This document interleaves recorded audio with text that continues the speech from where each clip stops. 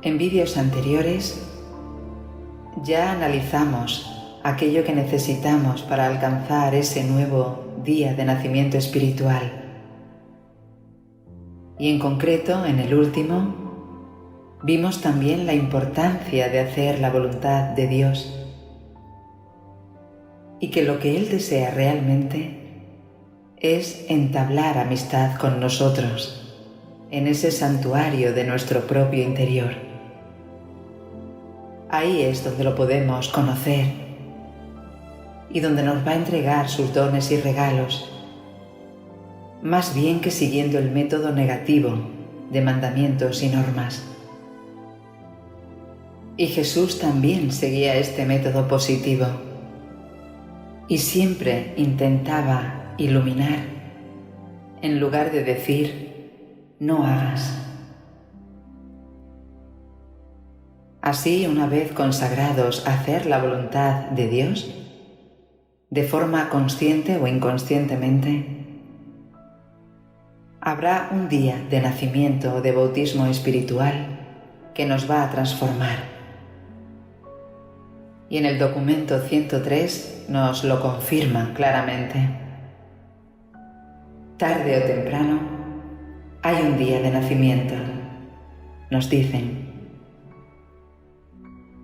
Pero ¿cómo se produce este despertar espiritual?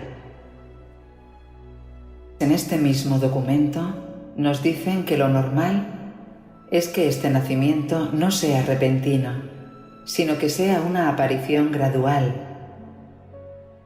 que supondrá un crecimiento normal y natural del reconocimiento de los valores supremos con un incremento de la experiencia espiritual. Y estas suelen ser personas que han crecido con la conciencia de ser los hijos de un Padre Celestial amoroso.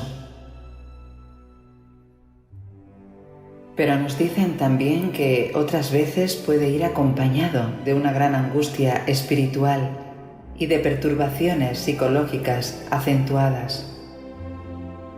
Al igual que muchos nacimientos físicos se caracterizan por un parto difícil y otras anomalías del alumbramiento. Estas personas entonces alcanzarían esta conciencia de comunión con Dios a través de una crisis psicológica o de un trastorno emocional. Y en las siguientes diapositivas, estas dos posibilidades las hemos expresado con música.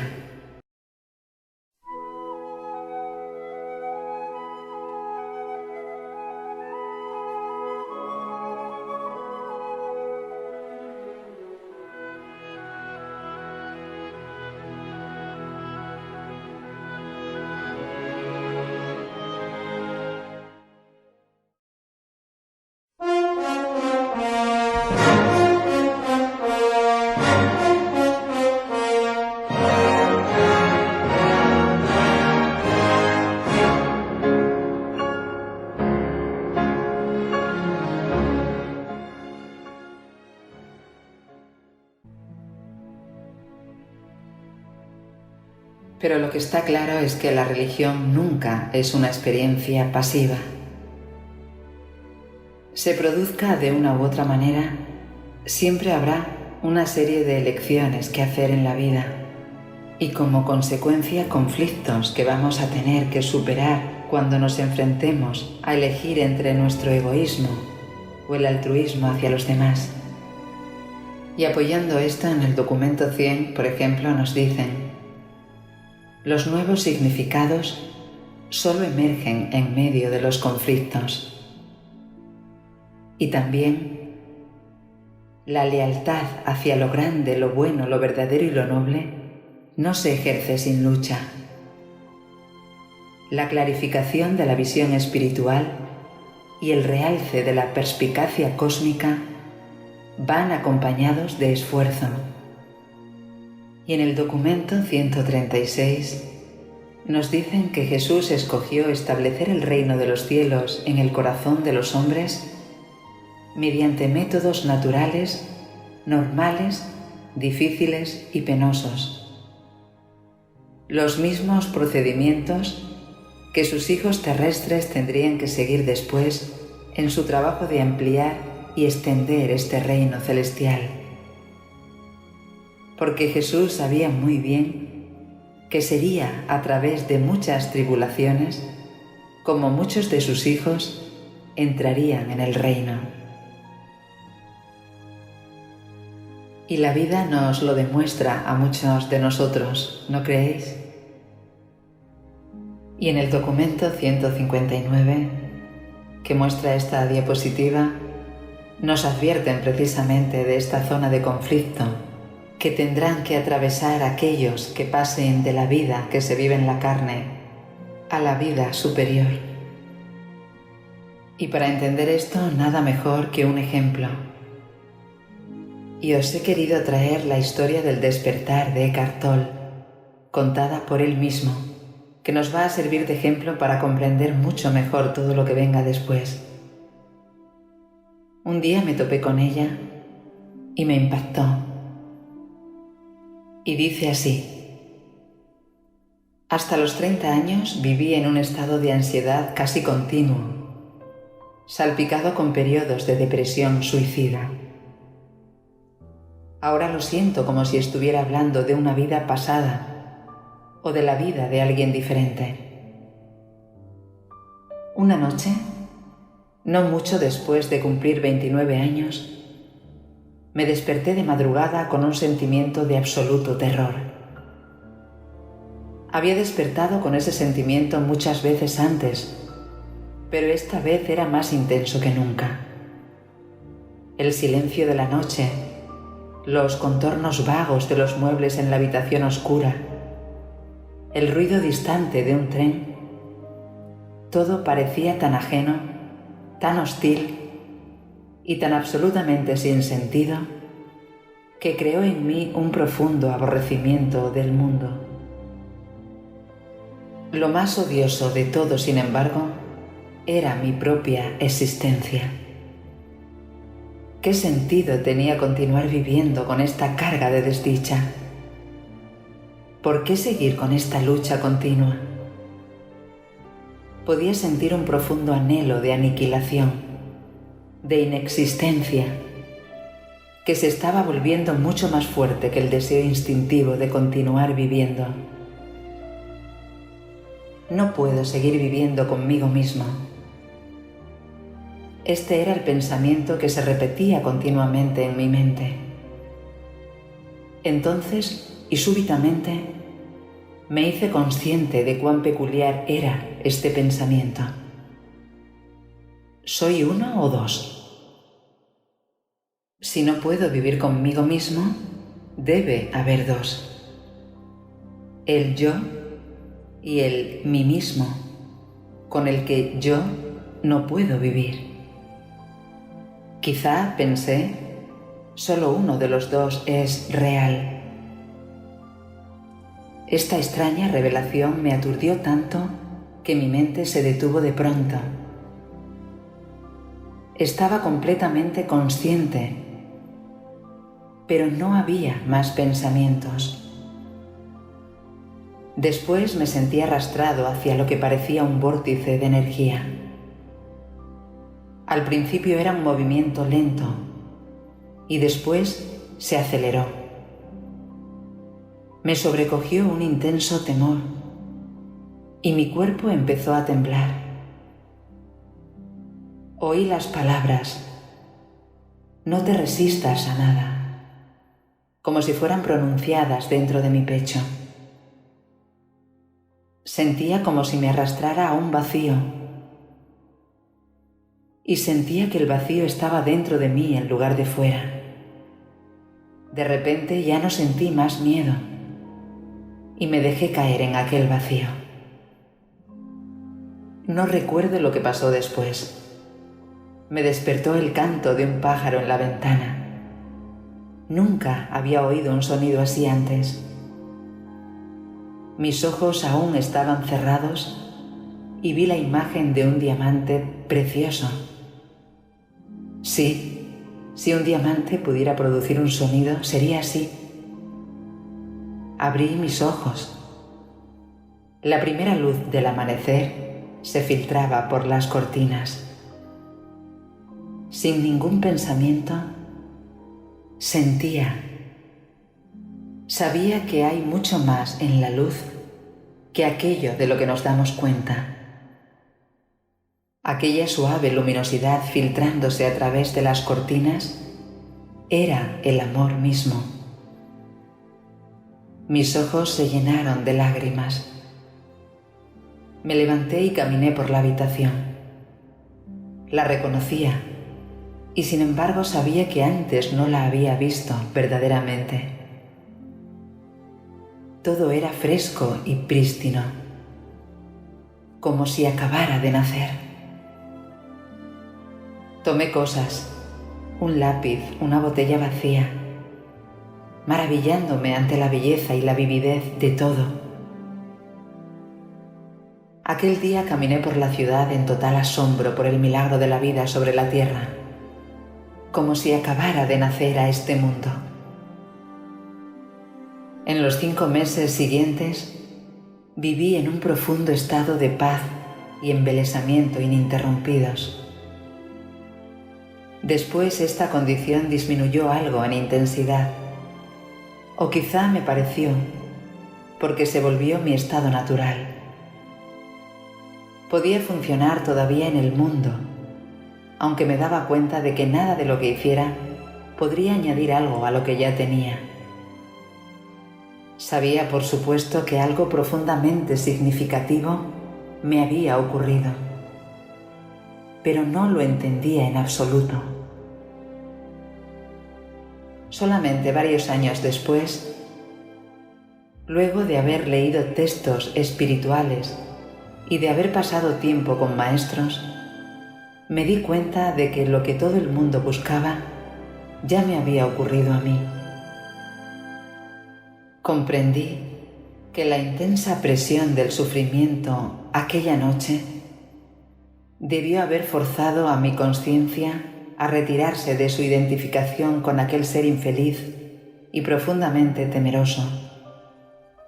Identificación que es, en últimas, una ficción de la mente. Esta retirada debió ser tan completa que este ser sufriente y falso se derrumbó inmediatamente. Lo que quedó después fue mi verdadera naturaleza, como el eterno presente que yo soy, la consciencia en su estado puro, anterior a la identificación con la forma. Más tarde, aprendí también a entrar en ese reino interior, ajeno al tiempo y a la muerte que había percibido originalmente como un vacío, y a permanecer completamente consciente. Viví en estados de arrobamiento y santidad tan indescriptibles que incluso la experiencia original que acabo de describir palidece en comparación. Llegó un momento en el que por un tiempo no quedó nada de mí en el plano físico. No tenía relaciones, ni empleo, ni hogar, ni identidad socialmente definida. Pasé casi 2 años sentado en los bancos de los parques en un estado de intenso gozo. Pero incluso las experiencias más bellas vienen y se van. Más fundamental quizá que cualquier experiencia es la corriente subterránea de paz que no me ha abandonado desde entonces. A veces es muy fuerte, casi palpable, y los demás la pueden sentir también. En otras ocasiones está en alguna parte en el fondo, como una melodía distante. Después la gente venía ocasionalmente a mí y me decía: «Quiero lo que usted tiene. ¿Puede dármelo o mostrarme cómo lograrlo?». Y yo decía: «Usted ya lo tiene, solo que no puede sentirlo, porque su mente hace demasiado ruido. sin darme cuenta tenía una identidad externa de nuevo. Me había convertido en un maestro espiritual. Impresionante experiencia la de Eckhart Tolle,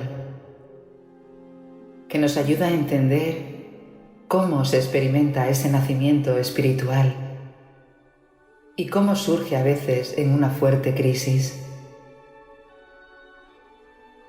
O también, después de este logro espiritual conseguido por medio de un crecimiento gradual o de una crisis específica, se produce una nueva orientación de la personalidad, así como el desarrollo de una nueva escala de valores.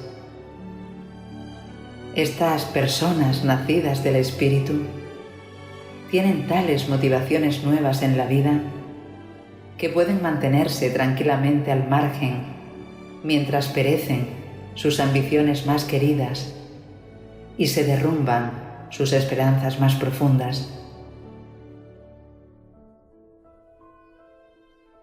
Por eso la felicidad y la alegría tienen su origen en esta vida interior. Y fijaos, él no tenía aparentemente conciencia de Dios, pero era sincero y probablemente buscaba desesperadamente un sentido a la existencia, a su existencia. Tal vez estaba buscando a Dios sin saberlo. ¿Recordáis estos dos ingredientes fundamentales? Sinceridad y hambre de verdad.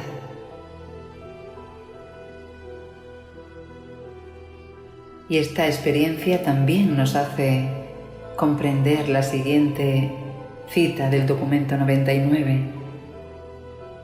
Ya es hora de que los hombres tengan una experiencia religiosa tan personal y tan sublime que solo se pueda comprender y expresar mediante unos sentimientos que se encuentran demasiado profundos como para ser dichos con palabras. Estas experiencias son la religión del espíritu, tal y como está demostrada en nuestra experiencia humana. También comprenderemos el documento 155, donde nos dicen que es una revelación de los valores sobrenaturales, un atisbo parcial de las realidades eternas, un vislumbre de la bondad y la belleza del carácter infinito del Padre que está en los cielos. Porque no es tan importante que conozcamos el hecho de Dios, sino que desarrollemos cada vez más la habilidad de sentirlo en nuestra experiencia, de sentir su presencia en nuestro interior. Muchísimas personas aceptan mentalmente la teoría de Dios, pero no consiguen darse cuenta espiritualmente de su presencia en nosotros. Y solo aquellos que conocen a Dios son los que han experimentado el hecho de su presencia.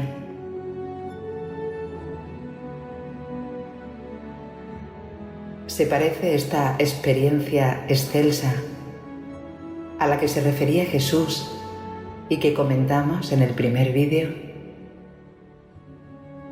Aunque él le haya dado otra interpretación y se haya identificado más con otras tendencias religiosas actuales, por no tener el manual de instrucciones que supone el libro de Urantia,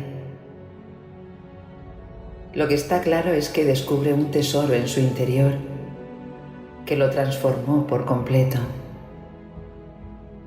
¿No creéis que encontró esa preciosa perla de gran valor? Eso es verdaderamente lo que importa, más que su interpretación, que ya habrá tiempo de que se la aclaren después. Y eso es lo que va a unirnos a todos los seres humanos, esta experiencia de encontrar a Dios, independientemente del credo que lo arrope. En el siguiente vídeo hablaremos de cómo podemos alcanzar esta unidad espiritual entre todos También hablaremos de aquello que practicaba Jesús tan a menudo y que puede llevarnos a encontrar el arte de vivir.